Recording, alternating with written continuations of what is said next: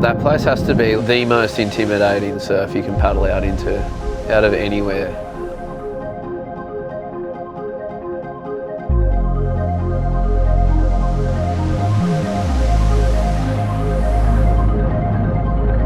Aliens was on my radar forever, really. In the early days of seeing what was coming out of Irish surfing, that wave was kind of at the forefront. This giant, huge and heavy, perfect right. I went over to Ireland a bunch actually before I even got a chance to paddle out there. I was doing a few stints that were like 2 months at a time and just not even a forecast to even think about going to look at the wave. Incredibly fickle. You've just got this giant muddy cliff that you have to zigzag and scale and then paddle out through a giant bouldery shore break. That's the only access point and you're surfing almost in front of another bay that you can't get out of. Cliffs are just huge. Kilometres of cliff either side of this place. Definitely feel like you're on your own out there.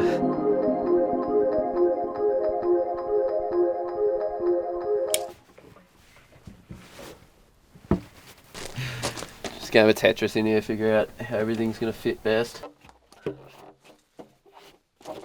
Yeah, hopefully we're on for some pretty crazy waves. How's it going, guys? Hey. What's up?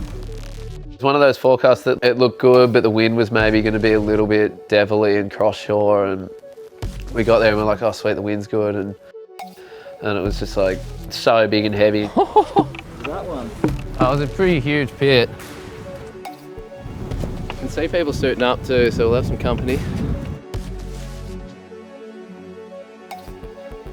I had one that I was just too deep on. Drove through it and got a big pump, and the foam ball just kind of like spewed out of the barrel. The foam ball just kind of grabbed my board and flipped it at the last second, and I ended up body surfing out of it. Still haunts me to this day. Had one that came in with just way more wall than the rest of them. I wasn't sure if it was a straight closeout.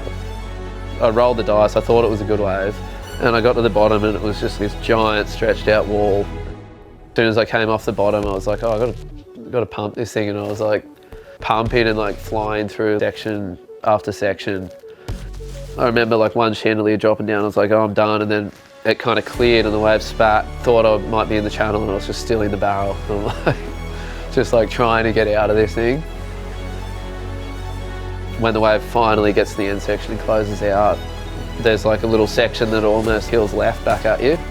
And I could see that starting to form, and then the wave spat so hard. I thought I had a little chance to doggy door it before it closed out, and almost got there, and then the lip just landed straight on me. It just felt like it blew me sky high into the air, like I was just weightless through the air for ages. I think you can see in the clip like my leash goes straight and almost pulls my board up, but like I was like covered by the whitewash.